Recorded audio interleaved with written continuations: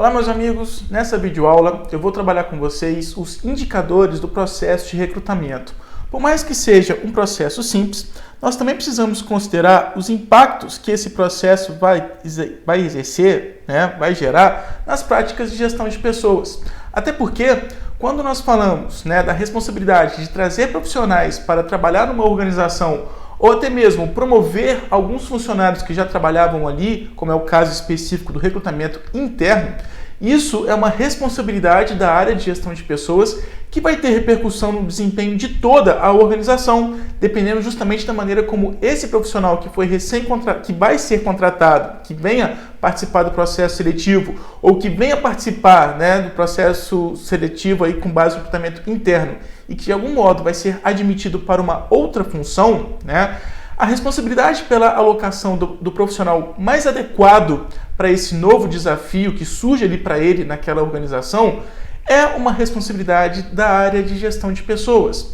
E como esse profissional vai assumir novas atribuições, consequentemente, tudo que ele fará a partir do momento que ele venha a ser efetivamente contratado, vai cair aí sobre as análises. Será que a nossa equipe de gestão de pessoas, será que o nosso analista de recursos humanos realmente teve o compromisso de desenvolver todo um processo bem criterioso, bem planejado e bem estruturado? Portanto, nós também precisamos considerar como que seja possível melhorar, aperfeiçoar o processo de recrutamento, ainda que seja apenas o momento de captar pessoas para participar de um processo seletivo, porque, logicamente, se eu não atraio os profissionais com o perfil mais desejado para participar ali da seleção, a seleção em si também vai ficar comprometida, porque eu não consegui trazer as melhores pessoas ali para participar do meu processo.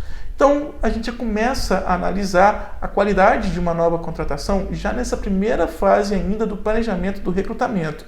E quando nós falamos que é possível considerar a qualidade desse recrutamento, nós temos alguns indicadores aí que devem ser considerados, como, por exemplo, a quantidade de candidatos que nós conseguimos atrair, que nós conseguimos prospectar. Se eu, de fato, fui capaz de escolher bem os veículos do recrutamento, se eu conseguir determinar a melhor maneira de divulgar aquele processo seletivo que nós ainda vamos desenvolver, logicamente eu vou conseguir uma quantidade considerável de pessoas que realmente têm um perfil mais compatível com aquela vaga para a qual eu estou fazendo a seleção para uma contratação ou para uma admissão.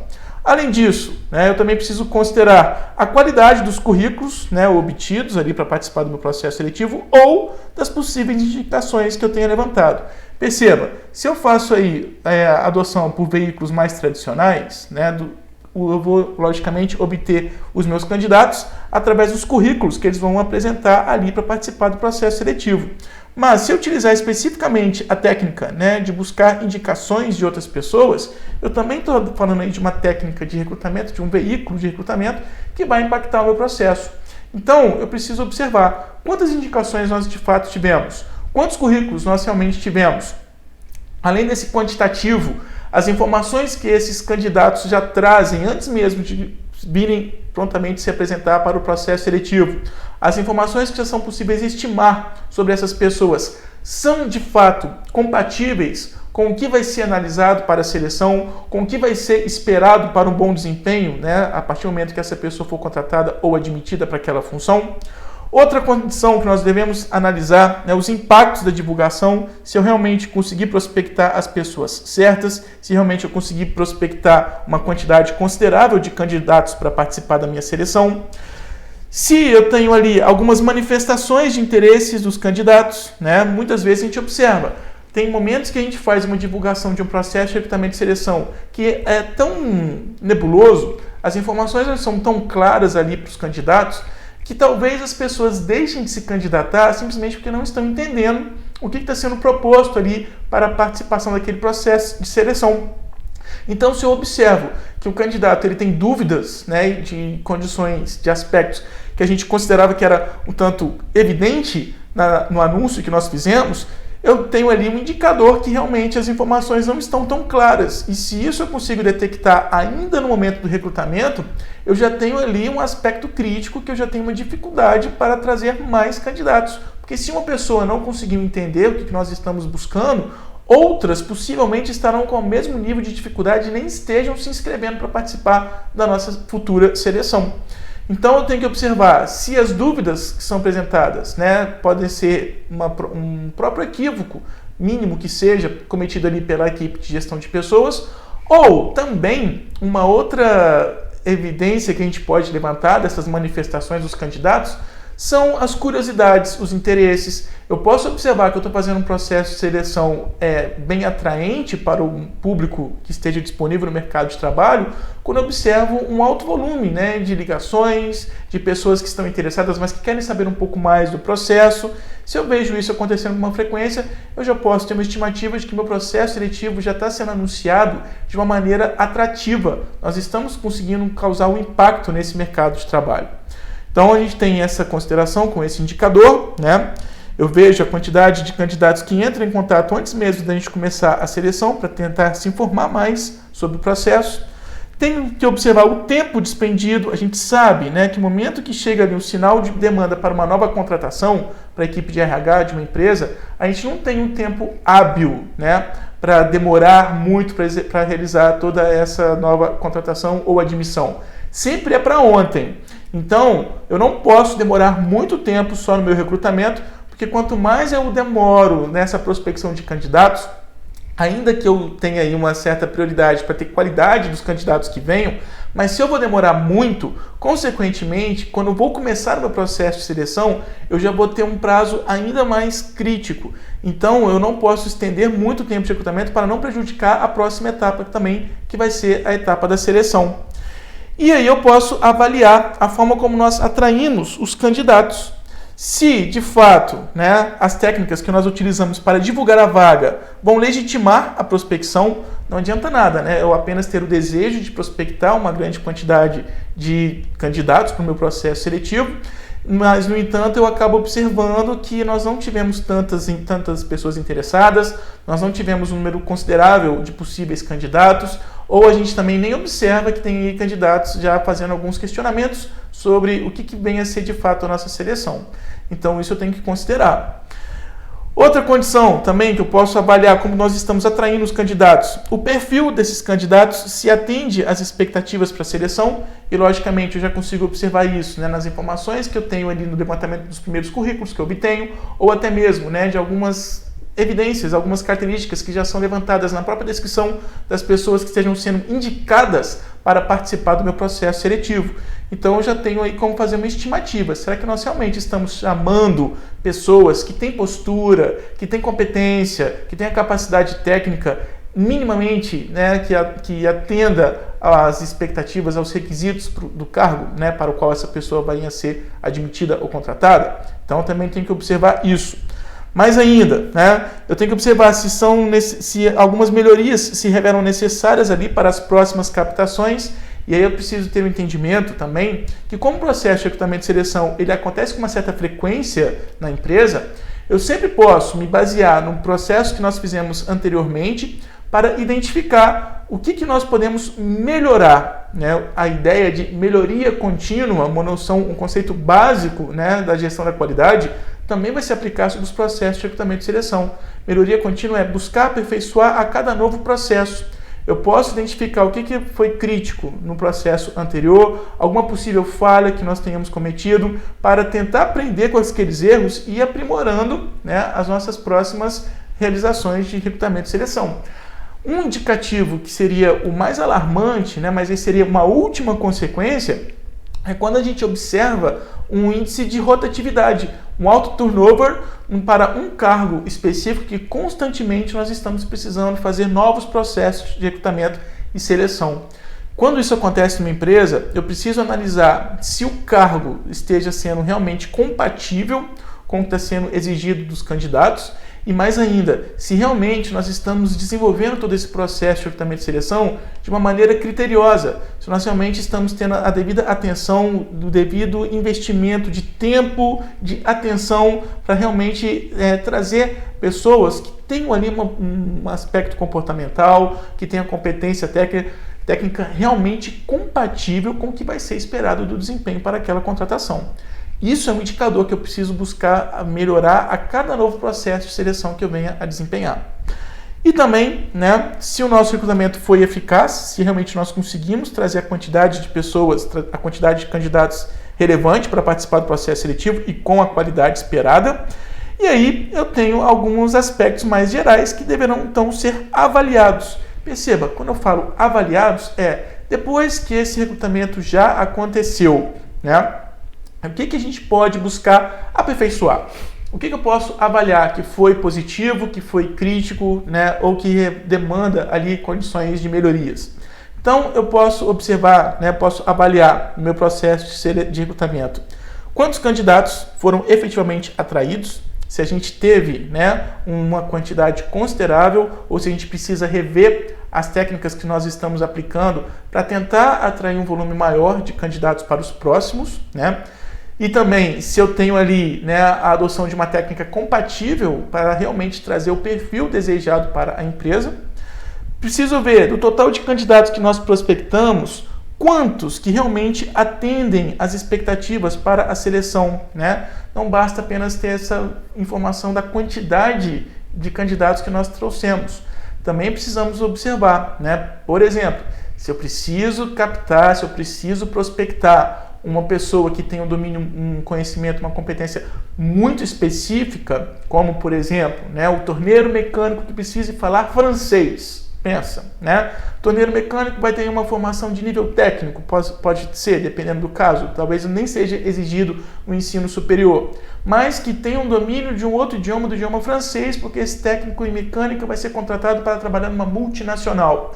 Perceba que eu deixei muito especificado, né, qual é a característica essencial para o profissional que venha assumir essa função, assumir esse cargo. Então eu tenho que observar se nós estamos de fato utilizando as técnicas que realmente vão viabilizar que nós, da gestão de pessoas na empresa, vamos conseguir de fato esse técnico em mecânica que fale francês, né? Se nós estamos indo nos lugares certos, se nós estamos utilizando dos veículos mais coerentes para realmente trazer esse perfil que é tão específico para aquela função. E também, né, quanto que foi gasto em termos de custos, porque a gente tem aí investimento, por exemplo, para fazer um anúncio no jornal, para lançar ali uma mídia numa rede social, né? E se esses custos realmente poderão ser recompensados. Porque se eu precisei ter ali um gasto, né, para fazer o meu processo de recrutamento, apenas para prospectar candidatos, eu preciso ter uma garantia. Olha, a empresa gastou esse valor, mas em compensação nós realmente estamos trazendo pessoas que têm perfil exatamente desejado, né? Nós realmente estamos tendo um investimento certeiro. Porque também não adianta, né, a gente está apenas fazendo uma chamada de qualquer maneira, até mesmo colocando em veículos de massa, mas em compensação a gente não consegue ter qualidade desses perfis de candidatos ao compararmos, né, o que as pessoas que estão vindo se inscrever no processo de seleção, se elas já demonstram que não tem ali uma postura, um comportamento ou mesmo uma formação condizente e coerente com o que é desejado ali para execução do processo seletivo, né?